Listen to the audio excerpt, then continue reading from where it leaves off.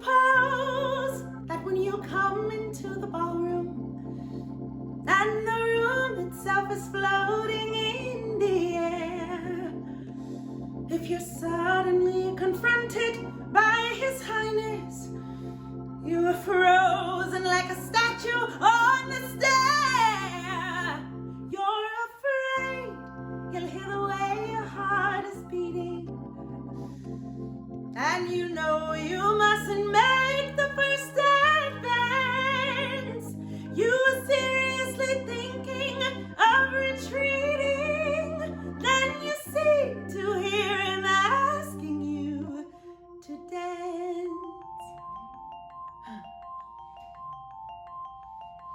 A lovely night, a lovely night, a finer night you know you'll never see. You meet your prince, a charming prince, as charming as a prince will ever be. The stars in a hazy heaven tremble above you while He is whispering, darling, I love you.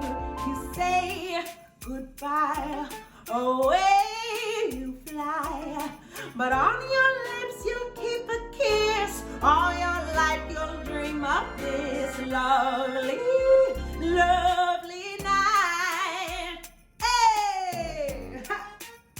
Oh, a lovely night, a lovely night, a finer night you know you'll never see. Meet your prince, a charming prince, as charming as a prince will ever be. The stars in a hazy heaven tremble above you while He's whispering, darling, I love you. You say goodbye, away you fly, but on your lips you'll keep a kiss. All your life you'll dream of this lovely, lovely, lovely night. Oh, a lovely night.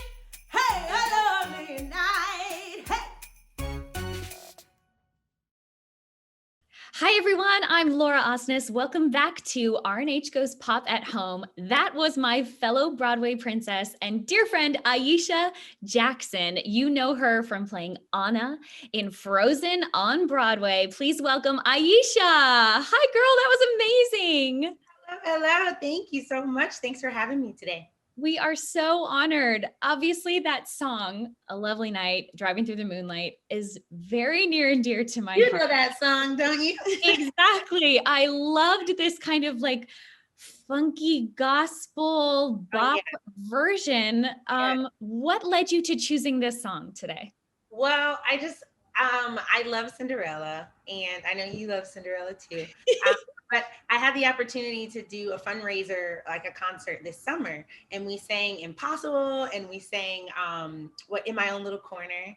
And so I was like, well, let's just keep the theme going. And I especially love Brandy's version of Cinderella. And so I was, of course, inspired by her and her brilliant tones.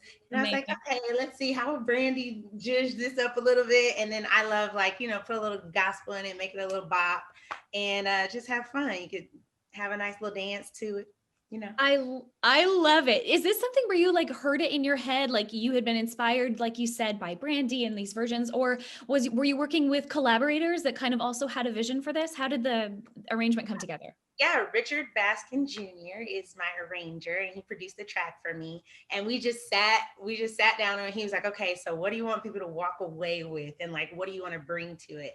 And I think it's so cool, like whenever we get the opportunity to remix a song or make it our own, to like bring my background. And so my background is gospel and church in Atlanta. And so I was like, okay, let's put a little bit of that in there. And we just went back and forth. And I was like, I kind of want a beat to drop in. And he's like, oh yeah, and then we could do this. And I was like, yeah. Yes. So we were like on the same page and we just kept building and putting different choices in. And what he gave me was amazing. So shout out to Richard. Woohoo! Yes. And yeah, so that's what we came up with together. I love it. We talk every week on, in these episodes about that awesome collaboration between like artist and music director and how important that is. And also how cool that each of these tracks really do represent the human and the voice behind them. I love that you brought yourself, your gospel background. Talk a little bit about like the music you make with your family and how you. Oh, well, it's funny because we used to go Christmas caroling every year.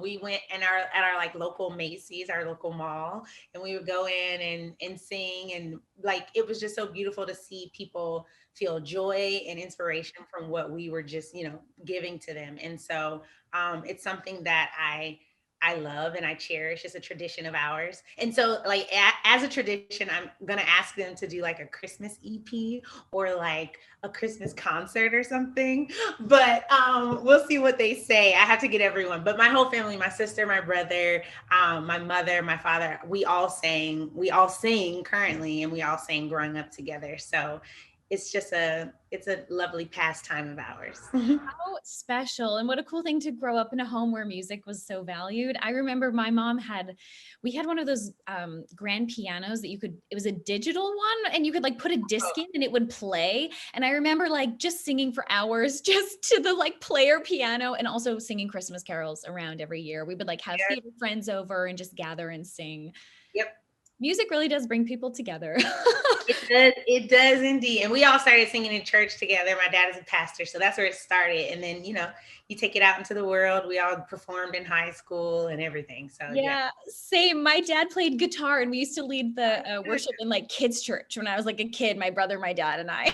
Yeah, our whole family. I have two older brothers, and one of them played the drums. The other one was like praise and worship leader. And then me and my sister you were like, okay, we got your backgrounds. We're ready to go. And my mom sang, my dad, all of us. So it was beautiful. Nice. I love that. I mean, bringing the whole princess theme in with Cinderella and growing up. Did you grow up watching the Brandy version? Yeah. Oh, I definitely watched that version growing up. We were obsessed with it. But my mother also loved Sound of Music. So that was the movie that was like playing also. And I was literally just on the phone with her the other day, and we were singing a deer, a female deer. Everyone knows it. Golden sun. Yes. So yes, we are a Sound of Music household, a Brandy Cinderella household. That's definitely, those are my first memories of Rodgers and Hammerstein. Yeah. Nice. I love it. And then I was going to say, you got to bring that whole like princess influence into getting to do Frozen on Broadway and getting to play Anna. Yes. It was such a pleasure. It was such a joy. It was a crazy ride, but I'm very, very grateful for that experience. It grew me in a myriad of ways. Yeah. So cool. Congratulations on that. That is absolutely epic. So with Sound of Music and like Cinderella, if there was like one Rodgers and Hammerstein show you could do, like, is there one that stuck out? Like, would it be Brandy? Like, would you step in to get to sing like Lovely Night here? And yeah, probably. I mean, let's just stay on theme. Yeah. And I remember going to see Cinderella. I didn't see you do Cinderella, but I saw Kiki Palmer do it. Yes, I was at closing night and got to see Kiki's final performance, and it was so special. Yeah, so that was beautiful also to see a woman of color embody the role. Like, it's just, representation matters. I say that, we can't say that enough. So it was dope to see her do that. And yes, of course, I would love to step in those princess shoes. I remember sitting in the audience being like, oh, I could do this. I would like to do it. And then years later, I got to be a princess in Frozen. So. I was gonna say, especially after hearing you like sing this Lovely Night arrangement today, I'm like, man, I wish it was still running and you could slip pop me in. So talk to us a little bit about Frozen as well. I know, like, I'm just want to say, first of all, I'm so sorry the show with COVID and everything is now probably not going to come back to Broadway. Do you guys still keep in touch with the cast?